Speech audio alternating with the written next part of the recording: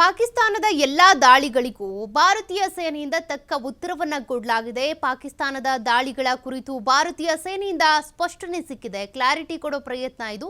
ಇಡೀ ಪಶ್ಚಿಮ ಗಡಿಯಲ್ಲಿ ಡ್ರೋನ್ ಶಸ್ತ್ರಾಸ್ತ್ರಗಳನ್ನ ಬಳಸಿ ದಾಳಿ ಮಾಡಲಾಗಿದೆ.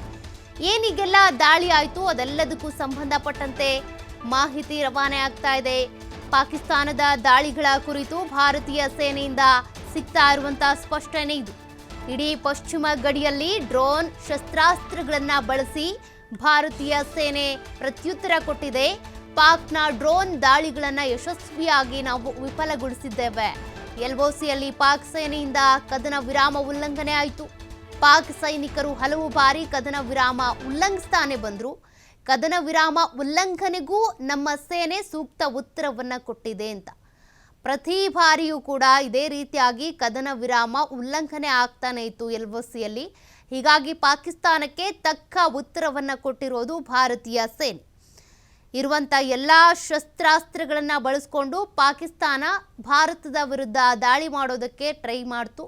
ಒಂದಷ್ಟು ಡ್ರೋನ್ಗಳನ್ನು ಹಾರಾಡಿಸ್ತು, ಜೊತೆಗೆ ಡ್ರೋನ್ಗಳನ್ನ ಬಿಡ್ತು, ಕ್ಷಿಪಣಿಗಳನ್ನು ಬಿಡ್ತು, ಶೆಲ್ ದಾಳಿ ಮಾಡ್ತು. ಇದೆಲ್ಲದಕ್ಕೂ ಕೂಡ ಭಾರತ ಸೇನೆ ತಕ್ಕ ಉತ್ತರವನ್ನು ಕೊಟ್ಟಿದೆ.